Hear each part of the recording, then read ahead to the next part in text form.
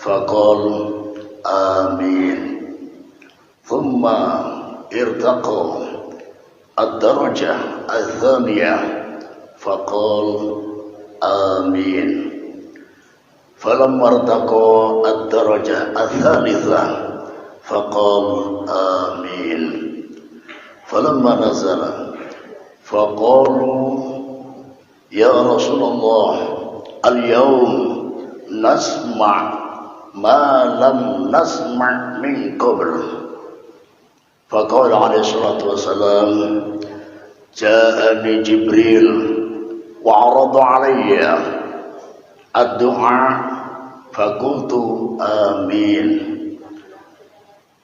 عرض جبريل علي فدعا يا محمد بعد من أدرك رمضان فلم يغفر له فقلت آمين فقال جبريل يا محمد بعد من ذكرت عندك فلم يصلي عليك فقلت آمين فقال جبريل يا محمد بعد من أدرك والديه أو أحدهما فلم يدخلاه الجنة فقلت آمين رواه Ibnu Hibban fi Sahih.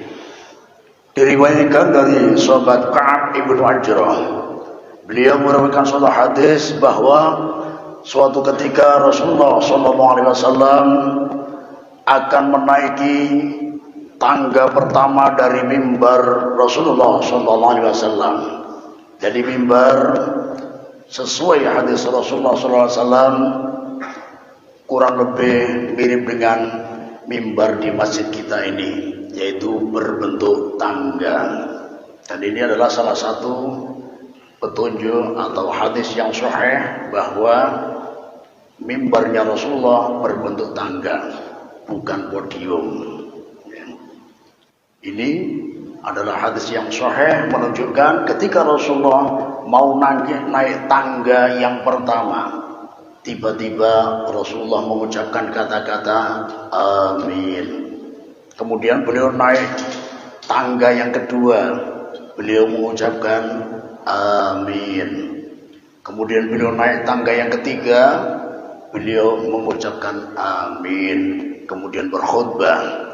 Setelah selesai khutbah turun dari mimbar, maka salah satu sahabat bertanya, dan sebelumnya para sahabat saling bertanya, apakah engkau mendengarkan seperti yang aku dengarkan? Apa itu? Aku mendengarkan Rasulullah mengucapkan amin setiap naik tangga. Karena naik tangga pertama amin, kedua amin, ketiga amin. Apakah engkau juga mendengarkan? Iya, kami juga mendengarkan. Maka karena para sahabat juga mendengarkan, salah satu dari sahabat memberanikan diri untuk bertanya, wahai Rasulullah, hari ini kami mendengarkan sesuatu yang belum pernah kami dengar sebenarnya.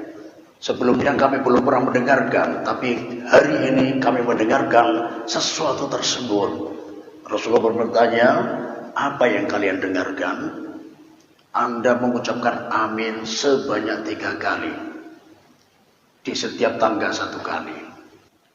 Naam, memangnya apa yang engkau dapatkan? Apa yang terjadi pada Anda, wahai Rasulullah? Maka Rasulullah pun menceritakan, Ja'ani Jibril, malaikat Jibril turun datang kepadaku menawarkan 3 doa dan memohon supaya aku mengamininya. Ketika aku naik tangga pertama, malaikat Jibril berdoa, ba'uda man adraka Ramadan falam yughfar lah. Sangat ba'uda, dijauhkan, ai ba'uda an rahmatillah, dijauhkan dari rahmat Allah. Siapa orang-orang yang dijauhkan dari rahmat Allah? Man adraka Ramadan, orang yang menemui bulan suci Ramadan, umurnya dipanjangkan sampai menemui bulan Ramadan, falam yughfarlah, akan tetapi setelah bulan suci Ramadan keluar, dia masih belum mendapatkan ampunan. Ini orang yang tidak memenuhi hak-haknya bulan suci Ramadan, menyalahgunakan keistimewaan yang ada hanya di bulan suci Ramadan. Bulan suci Ramadan siangnya diwajibkan puasa. Orang yang dijauhkan dari rahmat ini, mohon maaf ya, pertolongan Allah sudah nyata. Bahwa ketika bulan suci Ramadan dikhabarkan oleh Rasulullah SAW, "Idza jaa Ramadan, futihat abwabul jannah wa khuliqat abwabun niran wa sufitat asyayatin." Rawahul Bukhari wa Muslim. Apabila bulan suci Ramadan telah datang, maka pintu-pintu surga terbuka lebar, pintu-pintu neraka tertutup rapat, setan-setan pun dibelenggu. Ini adalah pertolongan Allah yang sangat nyata. Jadi pertolongan Allah sangat nyata mulai dari zaman Rasulullah, Fathu Makkah, penaklukan kota Makkah, ada pada bulan suci Ramadan. Ghazwatul Badril Kubra, perang Badar, perang terbesar yang berada dalam sejarah Islam, perang Badar, adanya juga di bulan suci Ramadan, tepatnya pada tanggal 17 Ramadan. Luar biasa. Dalam artian di sini suatu pelajaran dan peringatan kepada kita bahwa banyak sekali saudara kita yang bekerja yang tergolong ringan, kemudian tidak puasa. Sangat disayangkan. Alasannya bekerja. Kenapa? Karena bekerja capek. Alasan dipakai untuk tidak puasa. Padahal yang alasannya apa? Puasa, badan lemes. Perlu kita kembali ke sejarahnya Rasulullah. Ya. Perang Badar, Fathu Makkah, bukankah itu perlu perjuangan fisik? Tidak hanya tenaga yang dipersiapkan oleh para sahabat, tapi juga nyawa yang berada di badan masing-masing dipersiapkan, siap untuk mati syahid. Dalam artian ketika puasa tidak ada alasan untuk bermalas-malasan sama sekali. Ya, kita hanya bekerja yang tergolong sangat ringan, bahkan mohon maaf, menurut pandangan orang secara umum, pekerja keras misalkan, mohon maaf, misalkan kerja di bank, ya, bangunan maksudnya ya, agak berat. Kalau bank agak ringan ya, yang di perkantoran duduk manis, pakai ruangan ya ber-AC, nah ini ringan ya. Walhasil yang menurut kacamata manusia secara umum berat, kalau dibandingkan dengan zaman Rasulullah tidak ada apa-apanya. Dalam artian seberat apapun pekerjaan sekarang, kalau bisa jangan sampai puasanya batal. Karena dikhawatirkan termasuk hadis Rasulullah yang mana doa ini yang berdoa khairul malaikah, malaikat yang paling utama, afdhalul malaikah Jibril alaihissalam, yang berdoa adalah malaikat yang paling utama, malaikat Jibril, raisul malaikah, pemimpinnya malaikat, yang mengamini khairul makhluqin, paling baik-baiknya makhluk, paling mulianya makhluk, yaitu Rasulullah SAW. Jadi tidak tanggung-tanggung. Yang doa malaikat Jibril, pemimpin malaikat yang mengamini manusia terbaik sedunia dan akhirat, yaitu Rasulullah SAW. Doa pertama adalah orang yang tidak sudah diberi kesempatan menemui bulan Ramadan, kemudian keluar dari bulan Ramadan, dia belum mendapatkan ampunan, dia adalah orang-orang yang dijauhkan dari rahmat Allah. Apa maksudnya rahmat Allah? Kasih sayang Allah ketika di dunia, dan rahmat Allah ketika di akhirat berbentuk surga. Jadi kalau orang dijauhkan dari rahmat Allah di akhirat, dijauhkan dari surga. Di akhirat tempat hanya ada dua, surga dan neraka. Kalau dijauhkan dari surga, maka tiada lain, tiada bukan tempat yang lain, hanya neraka, tempat berbagai macam penyiksaan. Wal'iyadu billahi tabaraka wa ta'ala. Jadi di sini pertolongan Allah di bulan Ramadan sangat nyata, dan pertolongan Allah yang terulang setiap tahunnya. Seperti hadis Rasulullah SAW, pintu-pintu surga terbuka lebar, dalam artian apabila seorang manusia melakukan amalan-amalan yang jurusannya surga, dipermudah oleh Allah. Mohon maaf adik-adik, sholat berat apa ringan? Oh berat, ini jujur berarti ya. Apalagi sholat subuh ya. Nah ini di luar Ramadan, terutama dari antara 5 sholat yang paling berat adalah sholat subuh. Tapi ketika bulan Ramadan, alhamdulillah ringan. Ini salah satu pertolongan dari Allah Subhanahu wa Ta'ala. Jurusan surga sholat. Puasa juga jurusan surga. Kalau di luar Ramadan kita puasa Senin dan Kamis agak berat, tapi di bulan Ramadan setiap hari sebulan penuh kita puasa terasa ringan. Nah ini juga jurusan surga, pertolongan Allah juga nyata ya. Walhasil amal-amal soleh yang jurusan surga dipermudah oleh Allah. Inilah gambaran dibukanya pintu surga. Inilah pertolongan Allah di bulan suci Ramadan ya. Kemudian yang jurusan neraka, wa ghulifqat an abwabun niran, pintu-pintu neraka tertutup rapat, dalam artian amal-amal soleh yang jurusannya ke neraka ini ya dipersulit oleh Allah. Makanya di bulan Ramadan secara umum banyak tempat-tempat maksiat yang ditutup. Nah, kenapa? Karena itu amalan yang jurusan ke neraka. Ya. Bahkan ada anak-anak muda yang biasanya nongkrong bawa botol, ada capnya topi mereng, ya, topi penceng. Nah ini miras kelas ringan ya. Berapa harganya dek? Murah om, 40.000. Wah 40.000 murah ya. Mendingan ke warung acil ya, es teh ya mungkin 3.000 ya, sudah seger, murah meriah. Nah ini ya luar biasa. Jadi ketika bulan Ramadan yang biasanya ya mabuk-mabukan dengan terang-terangan, paling tidak sembunyi ya.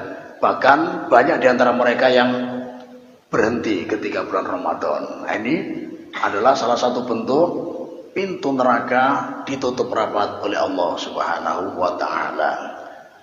Wa sufidatis syayatin, dan setan-setan terbelenggu. Nah, ini banyak versi dari pendapat ulama ya, salah satunya saja ya.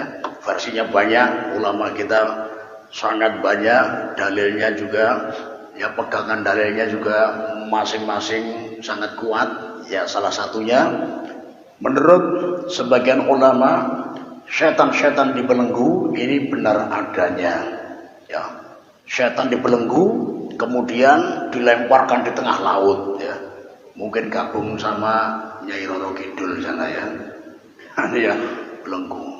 Nah, tapi di sini kadang ada yang bertanya ya, Pak Ustadz ya, katanya setan dibelenggu, tapi ya di sana di pasar pagi sana ada warung soto ya, jam 8 sudah buka, jam 8 pagi ya. Ya siang-siang rawon, ya panas-panas, waktunya juga ya menggoda iman. Tuh ternyata di warung tersebut ada kelihatan betis-betisnya. Saya lihat ukuran sendalnya 39, 40, 41, 42. Nah, maksudnya apa? Tidak mungkin anak kecil. Ini ya, ini pasti orang dewasa ya. Sendalanya ya tadi 41, 42 ini. Maksudnya apa? Orang dewasa tidak puasa. Apakah dia terkena godaan setan? Apakah setan yang dibelenggu, yang dibuang di tengah laut, ada yang lepas? Habis lepas, bekonyong dari tengah laut. Tahu bekonyong ya? Berenang dari tengah laut sampai ke Pantai Manggar Balikpapan. Melanjutkan bekonyong pulang ya, berenang sampai ke Sungai Mahakam, sampai ke Pasar Pagi ya, goda orang-orang dewasa untuk makan di warung di siang Ramadan. Nah, ini ya. Apakah demikian? Nah, menurut sebagian ulama tadi itu sudah terlepas dari godaan setan. Jadi setan memang dibelenggu ketika bulan suci Ramadan. Kemudian siapa yang menggoda orang-orang dewasa di siang hari tidak puasa? Siapa kalau bukan setan? Nah, disinilah yang menggoda dia adalah hawa nafsunya sendiri. Kenapa dia tidak puasa di bulan suci Ramadan? Karena nuruti hawa nafsunya. Dan hawa nafsu orang yang seperti ini adalah hawa nafsu yang selalu menuruti ajakan syaitan di 11 bulan. Selain bulan Ramadan, hawa nafsunya selalu mengikuti ajakan syaitan. Makanya ketika bulan Ramadan, syaitannya dibelenggu, tinggal hawa nafsunya yang mengajak orang tersebut. Berarti orang tersebut sangat lemah imannya. Karena di bulan ya di luar Ramadan masih ada syaitan yang membisiki hawa nafsunya sehingga dia menuruti hawa nafsunya. Di saat bulan Ramadan yang ngajak, yang bisiki sudah dibelenggu, tapi dia masih kalah sama hawa nafsunya. Nah, ini juga salah satu bentuk pertolongan Allah yang sangat nyata. Syaitan sudah dibelenggu.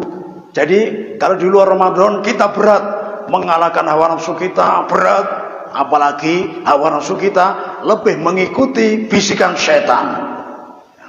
Di bulan Ramadan kita mengalahkan hawa nafsu lebih mudah karena setan yang biasanya membisiki sedang dibelenggu.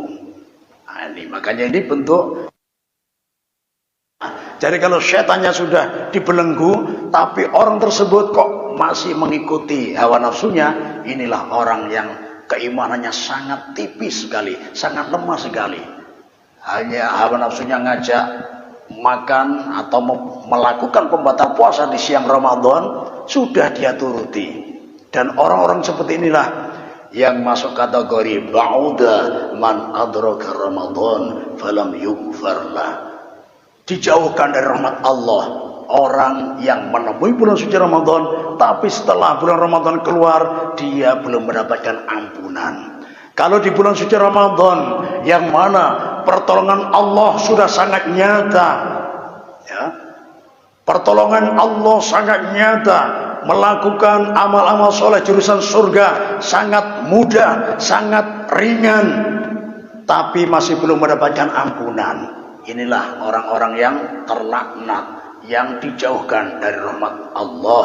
Mudah-mudahan kita semuanya dijauhkan dari golongan orang tersebut. Amin amin ya rabbal alamin. Kenapa amalan-amalan yang jurusan surga ini terasa berat di luar Ramadan? Ya kayak tadi ya, sholat berat.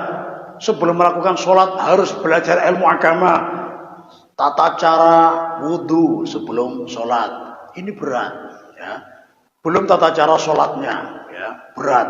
Belum pelaksanaannya, sholat 5 waktu, lebih-lebih di waktu subuh, berat ya. Ini di luar Ramadan. Puasa juga berat. Walhasil jurusan-jurusan surga dalam pelaksanaannya secara umum terasa berat. Ya. Kenapa kita harus sadar? Seperti dalam hadis tadi, Rasulullah naik tangga, darajah. Naik tangga sama turun tangga, ringan mana? Turun tangga, ya. Naik lebih berat. Makanya dalam bahasa Arab, ketika naik tangga, ya, tangga pertama namanya darajatun, naik derajat. Dua tangga darajatani, ya, dua tangga. Tiga tangga atau lebih darajat, ya. Jadi kita harus sadar ketika melakukan amal-amal soleh yang jurusannya surga terasa agak berat. Kenapa? Karena kita sedang naik tangga. Nah ini ya, naik tangga jadi berat. Beda dengan amalan-amalan yang jurusan neraka. Ya seperti contoh tadi itu, anak-anak muda yang tidak mendapatkan perhatian dari orang tuanya di pinggir jalan, ya, minumannya cari yang ada tempelannya, topi mereng dan semisalnya, ya, tidak perlu belajar, tinggal buka tutup botol, tidak perlu belajar, tinggal nenggak, gelek, ya, segernya, ya, jurusan neraka, cegur di neraka, ya bahasa Spanyolnya tajabur neraka, cegur, ya, ya, daripada ya naik gunung atau naik bukit ini berat, lebih ringan ya lompat ke bawah dari tebing pinggir, ringan ya daripada terbang ya, terbang berat. Nah, ini ya, jadi maksudnya apa, jurusan neraka ini lebih mudah untuk dilakukan bahkan tanpa belajar tadi, tanpa susah payah, jurusan neraka. Nah, dia, tapi dalam hal biaya lebih murah jurusan surga daripada jurusan neraka. Ya, tadi itu ya, contohnya jurusan neraka, loh kok mahal? Nah, tadi itu satu botol gambarnya topi mereng 40.000 ya. Bapak Ustaz pernah beli? Enggak ya, cuma nanya aja ya.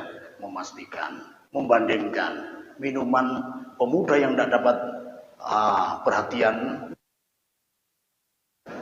minum miras kelas ringan ya, 40.000, mau masuk surga mahal. Beda sama anak-anak tahfidz al-muhajirin ya, ke sebelah warung acil, es teh cil, satu gelas sudah, karena anak pondok ngambil berkahnya 2.000 aja, Masya Allah, satu gelas 2.000, bisa nambah lagi 4.000, murah ya, 2 gelas masih 4.000, halal lagi. Nah ini ya, yang jurusan surga murah. Nah, kemudian nah ini pakaian untuk melakukan sholat, kofiah, baju koko, sarung atau kofiah sama gamis, nah mungkin satu setel ya katakanlah 300.000 ya. Ini untuk berapa hari atau berapa minggu? Ternyata tidak hanya harian, tidak hanya mingguan, sampai tahunan ya. Bahkan banyak kita ingat tahun kemarin bapak-bapak baju kokonya itu ya, sekarang ketemu bulan Ramadan tahun ini ketika taraweh itu pulang ya, dalam artian apa? Tidak ganti. Jadi karena bajunya tidak ganti, maksudnya apa? Biaya untuk jurusan akhirat ini murah. Ya, murah meriah. Baju koko ibu-ibu juga ya, mukena yang dipakai tahun kemarin ya, karena kemarin masih hanyar, warnanya putih bersih. Nah, sekarang ternyata ya, mukenanya tidak ganti, warnanya aja yang ganti. Kemarin putih, sekarang agak coklat, kebanyakan daging ya. Jadi 1 tahun belum ganti ya. Maksudnya apa? Jurusan surga ya, biayanya murah ya, mukena bisa dipakai 5 tahun baru ganti ya. Bapak-bapak Sarungnya juga gitu, ya. Pokoknya sarungnya sebelum ngeper belakangnya ndak ganti-ganti ya. Nah, pokoknya kalau pernya cuma 1 2 masih aman ya. Nah, kalau pernya sudah sampai ke ini lintuhut, ini ya baru ganti hanyar. Nah, ini ya. Jadi murah meriah. Ah di sini kadang ibu-ibu tanya, Ustaz, katanya jurusan surga murah. Bukankah ibadah haji juga jurusan surga? Haji, umroh, nah, betul ya. Jurusan haji, umroh ini jurusan surga, murah ya. Nah, terus kok mahal? Nah, ini ya perlu kita luruskan. Murah tetap ya kalau tinggalnya di Mekah. Ya. Nah, kok mahal? Kok salapian? Kenapa? Begana di Bengkuring ya. Kenapa pian tinggal di Samarinda? Kenapa pian tinggal di Indonesia? Nah, ini yang bikin mahal naik pesawatnya ya. Pesawatnya lain ampun julang pian ya. Di sana nanti nginap di hotel beberapa minggu. Hotelnya juga lain ampun acil pian. Nah ini ya, nah ini yang bikin mahal. Walhasil jurusan surga murah meriah ya. Jadi ketika bulan suci Ramadan dapat pertolongan Allah yang sangat nyata. Ini yang pertama. Jadi dimanfaatkan semaksimal mungkin. Siang Ramadan diusahakan puasa, bahkan puasanya juga tidak boleh asal-asalan karena di sana ada pembatal puasa yang apabila kita melakukan sesuatu tersebut puasa kita batal. Ya, tidak sah, wajib mengqadai di hari yang lain. Nah, di sini ada juga yang banyak terlena. Di sana juga ada pembatal-pembatal pahala puasa. Kewajiban ya sudah gugur, hukumnya sudah sah. Tapi siap-siap di akhirat kecewa apabila kita terjerumus di perkara ini. Apa saja? Salah satunya sabda Rasulullah SAW yang diriwayatkan oleh Imam Bukhari, man lam yada' qaula zur wal amala bihi falaysa lillahi haja fi ayyada'a ta'amahu wa syarabah. Barang siapa yang ketika berpuasa tidak mampu meninggalkan perkataan bohong, justru perbuatannya penuh kebohongan, penuh kedustaan, maka Allah tidak memerlukan, Allah tidak merasa butuh terhadap lapar dan dahaga yang dirasakan orang tersebut. Dalam artian Allah tidak sudi memberikan pahala puasanya orang yang berbohong ketika puasa. Paling tidak Rasulullah mengingatkan ada 5 perkara. Khamsun yufattirna as-shaim. Ada 5 perkara yang membatalkan pahala puasa. Kalau redaksi hadisnya pembatal puasa. Makanya salah satu imam yaitu Imam Auza'i termasuk Ibunda Aisyah berpendapat 5 perkara ini pembatal puasa. Tapi menurut ulama pensyarah hadis 5 perkara ini pembatal pahala puasa. Apa saja 5 perkara tersebut? Al-kidhbu wal ghibatu wan namimatu wa yaminul kadhibah wan nadhar bisyahwah. Pembatal pahala puasa yang pertama berbohong. Yang kedua menggunjing, mengumpat, mengerasani, menggosip. Yang ketiga mengadu domba. Yang keempat sumpah palsu. Yang kelima melihat sesuatu sampai tergerak syahwatnya. Kalau 5 perkara ini terjadi di siang Ramadan bagi orang yang puasa, maka siap-siap di akhirat dia kecewa. Allah tidak sudi memberikan pahala untuknya. Ini kabar dari Rasulullah ya. Di sisi lain Allah berfirman, "Asyamu li wa ana ajzibi." Puasa itu untukku, aku sendiri yang akan membalasnya. Pahala langsung dari Allah. Nah, tapi Allah mengingatkan lewat lisan Rasulnya perkara-perkara yang membatalkan pahala puasa, yang mana Allah nanti tidak sudi memberikan pahala untuknya. Ini 5 perkara paling tidak. Jadi kita jaga puasa kita dan ibadah kita di malam Ramadan. Doa malaikat Jibril yang kedua yang diamini oleh Rasulullah sallallahu alaihi wasallam, ba'uda man ya, dzukirta indaka falam yusalli alaik. Dijauhkan dari rahmat Allah orang yang apabila namamu wahai Muhammad.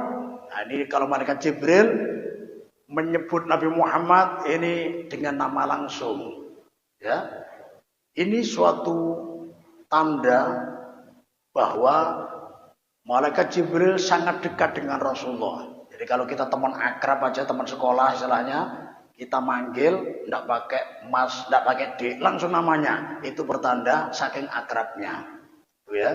Ini sebagian malaikat Jibril. Jadi ada dua opsi. Yang pertama, kalau ada yang memanggil Rasulullah dengan panggilan nama secara langsung, ya Muhammad, wahai Muhammad.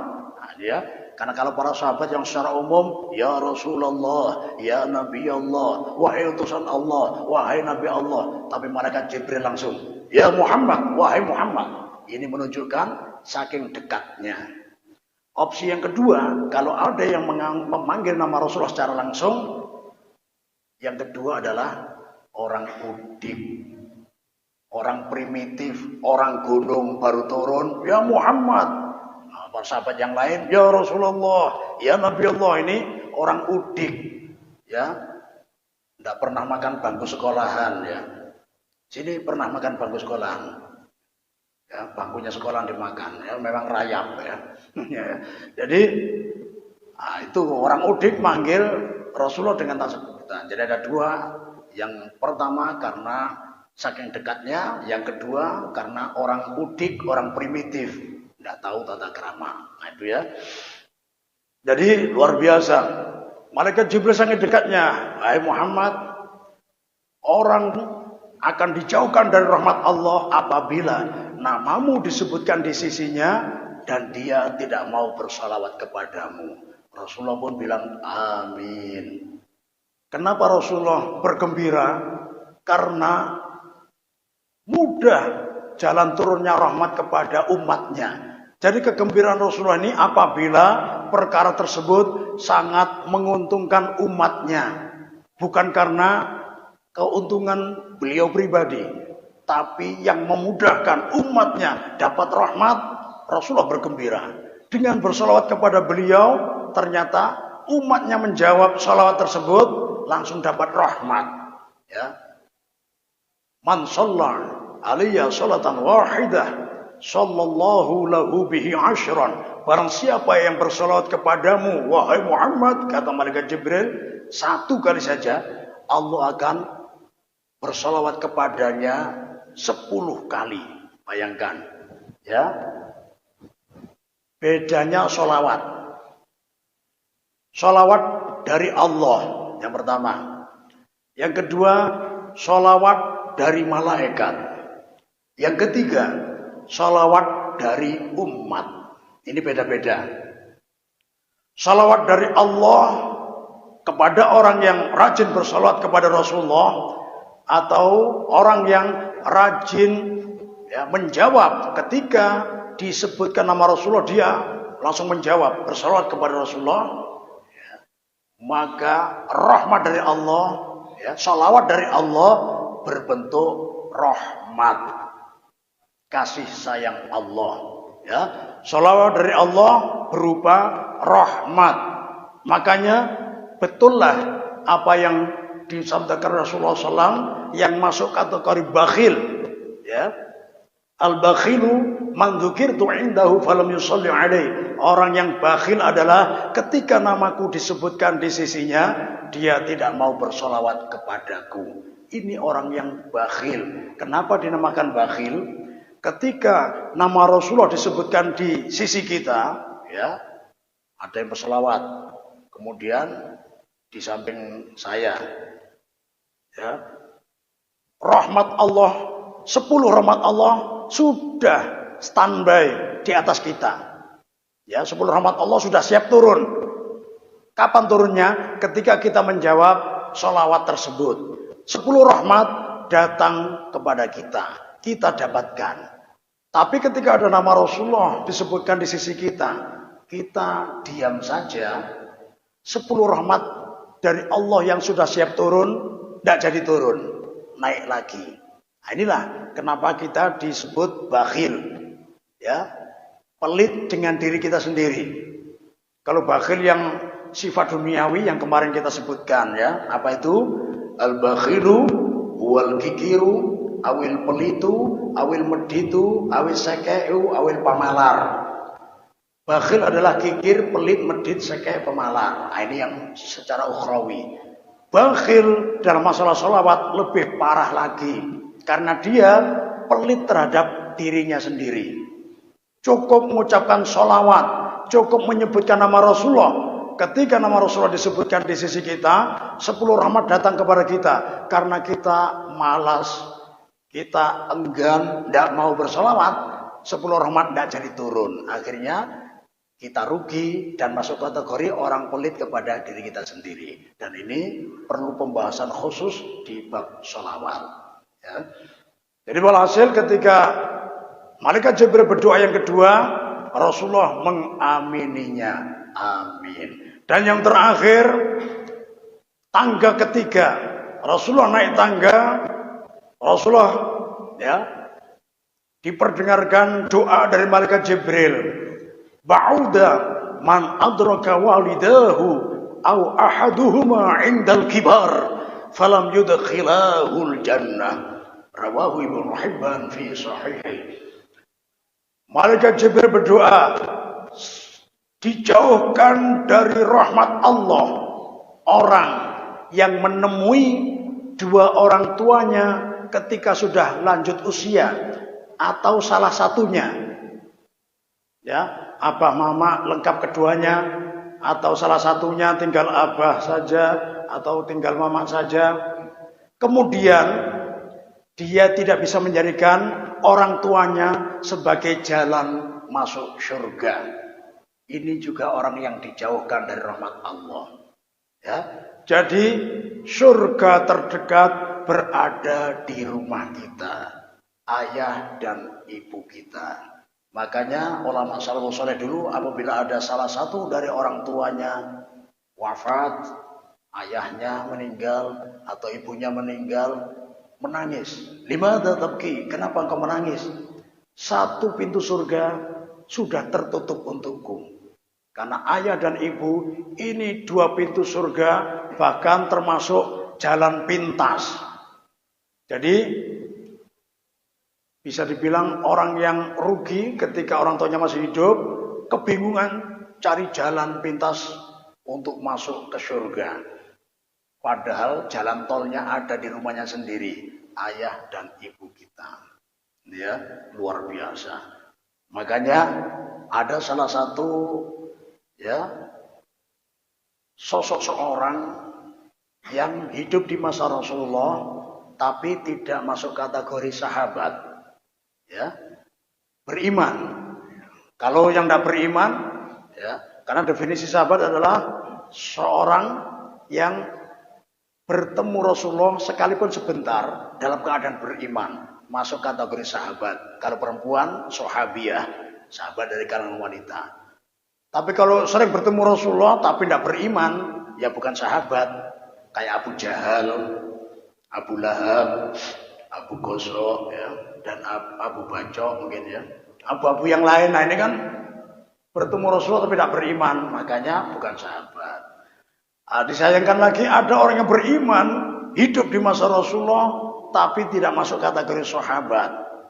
Yaitu seorang pemuda dari suatu perkampungan yang bernama Al-Qaran, yang terletak di negeri Yaman, yang bernama Uwais. Uwais Al-Qarani, beliau hidup di masa Rasulullah, beriman kepada Rasulullah, tapi belum ada atau tidak mendapatkan kesempatan bertemu langsung kepada Rasulullah. Apa penghalangnya? Karena beliau mempunyai seorang ibu yang tidak bisa ditinggalkan. Jadi beliau berbakti kepada ibunya. Ternyata luar biasa. Dengan sebab berbakti kepada ibunya, Rasulullah pun mengenalnya. Kenapa? Karena dia di dunia tidak dikenal Bahkan di kampung Al-Qaron banyak penduduk yang mengira dia gila. Karena dia kesehariannya sering di tempat sampah. Dia menyendiri, ya, tidak banyak bergaul. Ternyata dia hanya berzikir kepada Allah dan berbakti kepada ibunya. Ternyata di kalangan langit terkenal. Sehingga Rasulullah pun tahu. Makanya Rasulullah berpesan kepada, ya, sahabat yang mulia, sahabat Umar bin Khattab dengan sahabat Ali bin Abi Thalib. Nanti kalau kalian bertemu seorang pemuda dari kampung Al-Qaron yang bernama Uwais, Rasulullah sudah kenal, padahal tidak pernah bertemu. Yang bernama Uwais dari kampung Qaron, ciri-cirinya, ya, disebutkan ciri-cirinya. Nah, kemudian ketika Rasulullah wafat, ya, kemudian setiap musim haji, rombongan datang dari Syam, dari Suriah, dari Basrah, dari Irak, dari Yaman, disendirikan. Ketika ada rombongan dari Yaman, disendirikan oleh sahabat Umar bin Khattab. Ya. Yang dari Yaman angkat tangan, sini kumpul. Sudah dari Yaman semua. Yang dari negeri Al-Qaron angkat tangan, ayo kumpul sendiri. Ketika kumpul dari negeri Al-Qaron ini, ditanya, Afikum Uwais, apakah di antara kalian ada yang bernama Uwais? Mereka pun saling pandang. Uwais yang ada di tempat kita tidak mungkin dicari sahabat yang mulia. Istilahnya ini pejabat tinggi dalam daulah Islamiyah. Ya. Tidak mungkin. Masih ditanya, Afikum Uwais, apakah ada yang bernama Uwais? Akhirnya ada salah satu seorang yang parubaya berdiri. Wahai sahabat-sahabat yang mulia, di antara kami ada yang bernama Uwais, tapi sepertinya Anda tidak mungkin mencarinya. Kenapa? Di antara kami mengira dia ini orang gila. Tapi apakah dia ikut? Ikut, cuma kami tinggal di belakang. Dia ikut rombongan kami karena kami membawa banyak kambing. Dia saya suruh ngembala dengan upah. Jadi Uwais ini ikut rombongan haji, kemudian nawarkan jasa menerima kambing. Di mana dia? Di bukit sana, di belakang kami. Ternyata sahabat Umar mencari sahabat Ali. Ya Ali, kita menemukan Uwais. Di mana? Ayo kita ke bukit. Sahabat Umar sama sahabat Ali, ya, bergegas menuju ke bukit. Semua orang kebingungan. Siapa Uwais ini? Kok dicari dua sahabat yang mulia? Padahal di kalangan kita anggap seperti orang gila. Ternyata ketika di bukit ada sosok pemuda yang sedang sholat, luar biasa. Sedang sholat, kemudian, ini ya, ketika terasa ada dua orang yang menunggunya, sholatnya dicepatkan. Ini orang paham ya. Ini lain bagian kita nih ya, sholat misalnya laju ya, tumaninahnya nggak dapat. Ketika ada orang, ini pura-pura dilambatkan, pura-pura khusyuk, apalagi yang muda-muda. Sepertinya ada calon mertua, ya. Dipanjangkan berdirinya, dipanjangkan rukuknya, dipanjangkan sujudnya, supaya diambil menantu. Ya. Ini Uwais orang paham, luar biasa. Ada orang yang sepertinya menunggunya, sholatnya dipercepat. Kemudian salam, tersenyum. Kalian pasti sahabatnya Rasulullah. Takjub, loh, tahu dari mana? Ternyata Uwais diberi pandangan mata hati yang sangat terang. Aku melihat dua tangan kalian memancarkan cahaya. Itu menunjukkan bahwa kalian sering bermusafahah dengan Rasulullah. Luar biasa ya. Makanya ada salah satu muridnya Imam Malik itu, ya, yang unik ya. Pokoknya sekali menghadap Imam Malik itu tangan beliau pegang, diusapkan ke muka beliau, ke badan beliau, kemana ya. Pokoknya ini apa ini? Kalau sampai ke seleo ya apa ini ya? Kenapa kamu demikian? Ternyata salah satu muridnya diberi pandangan hati yang sangat tajam, melihat tangan sahabat Anas bin Malik ini bercahaya. Kenapa? Karena sering bersentuhan musafahah dengan Rasulullah SAW. Makanya barokahnya tetap ya. Makanya ini yang dilakukan oleh para santri-santri kita. Ya, kenapa? Karena kiainya pernah bersalaman dengan gurunya. Gurunya bermusafahah dengan gurunya. Gurunya sampai sambung ke Habib Umar bin Hafid, ke Sayyid Muhammad bin Alwi Al-Maliki, sambung ke datuk-datuk beliau, langsung ke Rasulullah SAW. Ini kalau orang punya pandangan mata hati jernih, melihat, ya, nah, itulah yang kita cari, berkah yang musalsal, yang sambung kepada Rasulullah SAW. Jadi, sobat West tahu, aku tahu kalian pasti sahabat ya Rasulullah. Dua tangan kalian bersinar. Ini ya, betul. Apakah engkau West? Mohon maaf, ingin memastikan. Apakah engkau punya seorang ibu dan engkau berbakti kepadanya? Iya. Cuma tahun ini ibu saya sudah meninggal. Dari dulu setiap ada rombongan haji mau berangkat, aku ingin ikut. Cuma siapa yang menunggu ibuku? Ya, aku kepingin bertemu Rasulullah. Dan sekarang Rasulullah juga wafat, ibuku juga wafat. Baru ada rombongan haji. Baru sekarang aku bisa ke Mekah dan Madinah. Ya, akhirnya betul. Ini namanya sudah Uwais. Dia termasuk anak yang berbakti kepada orang tuanya. Ya, pertanyaan ketiga, penentunya apakah ini Uwais yang dicari Rasulullah atau lain? Mohon maaf, bisa angkat tangannya, ya. Dibuka sedikit ketiaknya, dibuka. Ya. Ternyata di bawah ketiaknya ada bekas penyakit sopak, pesakit campak sebesar uang logam. Nah, ya, kelihatan ada panunya. Nah, ini bukan panu ya, sopak ya, penyakit campak. Kaget nih. Betul, engkau adalah Uwais yang mencari Rasulullah. Langsung tanya, kenapa? Ya, dari mana kalian berdua tahu kalau di bawah ketiakku ada bekas penyakit campak? Ya, mohon maaf, Uwais. 3 pertanyaan ini bukan dari kami berdua. Aku dan Ali, kata Sobat Umar, tidak mempunyai pertanyaan sama sekali kepadamu. 3 pertanyaan ini langsung dari Rasulullah SAW. Jadi yang tahu bekas penyakit campak yang tertinggal sebesar uang logam, ini yang ngasih tahu juga Rasulullah. Ternyata Uwais Al-Qarni ini dulu diuji oleh Allah penyakit sopak. Ya, campak seluruh badannya. Jadi sehari-hari di tempat sampah, beribadah, melayani ibunya, bahkan sering dilempari anak kecil ya. Yang namanya dianggap orang gila, dilempari sabar. Beliau sadar, dilempari berdarah enggak apa-apa. Dilempari punggung berdarah enggak apa-apa. Pas anak kecil ada mau ngelempar kakinya baru dilarang. Ya walad, anak kecil, tolong jangan lempar kakiku. Enggak gila kamu? Enggak gila. Ya. Kenapa enggak boleh? Kakiku ini tiap malam aku pakai ibadah. Kalau kamu lempar, ibadahku nanti terganggu. Silakan lempar di punggung, di kepala pun enggak apa-apa. Yang penting jangan kakiku. Karena kakiku ini pijakan yang kokoh untuk beribadah malam. Akhirnya luar biasa. Ya, pada di sini. Nah, ternyata penyakit sompak yang beliau derita mulai mengganggu ibadah.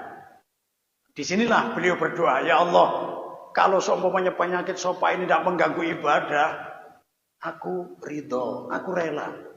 Ya, tapi karena mulai mengganggu ibadah, aku memohon kepadamu, ya Allah, sembuhkan ya Allah.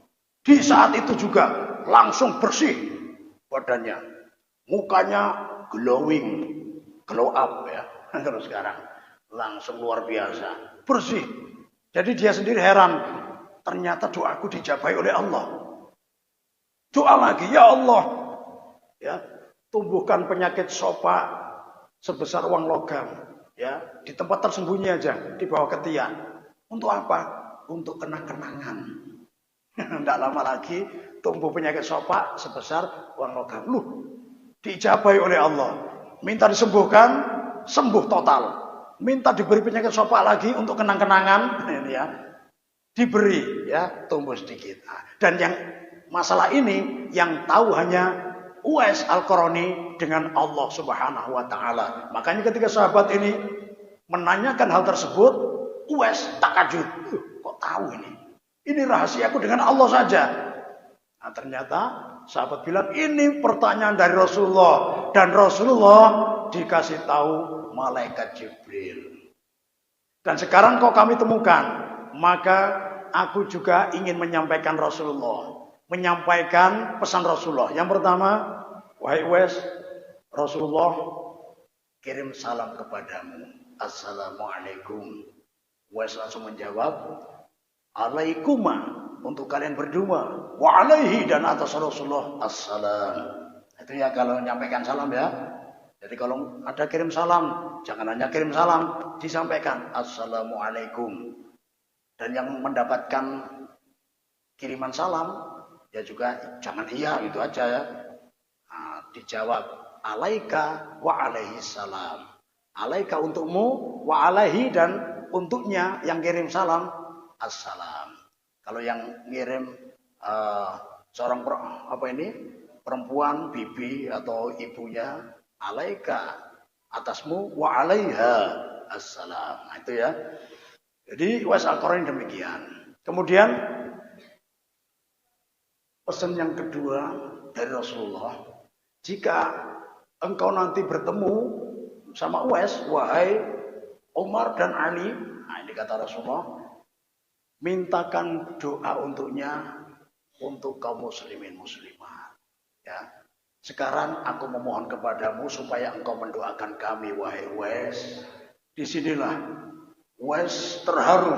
Wahai sahabat Rasulullah, engkau sahabat Umar bin Khattab, sahabat Ali bin Abi Thalib, kalian berdua sahabat-sahabat yang mulia, setiap harinya dikelilingi di samping makhluk yang paling mulia yaitu Rasulullah SAW. Untuk apa minta doa kepadaku yang hina dina ini? Sahabat Umar bilang, ini pesan dari Rasulullah, harus kami sampaikan, dan engkau harus menuruti perintah Rasulullah ini. Akhirnya dengan penuh haru, asal kalian tahu wahai sahabat yang mulia, tanpa diminta Rasulullah, aku setiap hari mendoakan kaum muslimin muslimat dalam kebaikan urusan dunia dan akhirat. Inilah Uwais Al-Qarani yang sangat berbakti kepada dua orang tuanya. Mudah-mudahan putra-putri kita semuanya berbakti kepada kita semua seperti Uwais Al-Qarani. Mudah-mudahan doa yang senantiasa kita panjatkan juga diijabahi oleh Allah sebagaimana diijabainya doa Uwais Al-Qarani. A'udzubillahi minasyaitonir rajim. Bismillahirrahmanirrahim. Alhamdulillahirabbil alamin. Allahumma shalli wa sallim ala sayyidina Muhammad wa ala sayyidina Muhammad. Allahumma ij'al ijtima'ana hadha ya Allah ijtima'an nafi'an, ijtima'an mubarakan, ijtima'an fihi tawfiquka ya Allah, ijtima'an fihi hidayatuka ya Allah, ijtima'an fihi ri'ayatuka ya Allah, ijtima'an fi jami'il khair, khairid din wa dunya wal akhirah. Ya Allah, jadikanlah perkumpulan kami pada pagi hari ini perkumpulan yang penuh barakah, perkumpulan yang penuh ya Allah mampu mendatangkan rahmat-Mu ya Allah, perkumpulan yang mampu mendatangkan ridha-Mu ya Allah, perkumpulan yang mampu mendatangkan segala macam bentuk kebaikan bagi kehidupan kami di dunia ini maupun kehidupan kami di akhirat nanti yang kekal dan abadi ya Allah. Dengan barakah bulan Ramadan, syahrul Quran, bulan Al-Quran, jadikanlah kami semua yang hadir di sini dan anak keturunan kami dan siapa saja yang mengamini doa ini, jadikanlah sebagai generasi Qurani, generasi yang rajin membaca Al-Quran, generasi yang tidak pernah bosan membaca Al-Quran, generasi yang kau beri kemampuan untuk menghafalkan lafaz-lafaz Al-Quran, generasi yang kau beri taufik untuk mendalami isi kandungan Al-Quran, generasi yang kau beri taufik untuk mengamalkan isi kandungan Al-Quran, generasi yang akhlaknya persis seperti Al-Quran, seperti akhlaknya Rasulullah sallallahu alaihi wasallam.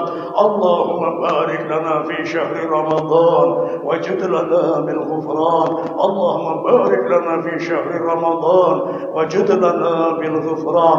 Allahumma barik lana fi syahri Ramadan wajid lana bil ghufran wa'inna 'ala الصيام والقيام وتلاوة القرآن بحولك وقوتك يا رحيم يا رحمن. وصلى الله على سيدنا محمد النبي الأمي وعلى آله وصحبه وسلم. سبحان ربك رب العزة عما يصفون وسلام على المرسلين والحمد لله رب العالمين. الفاتحة.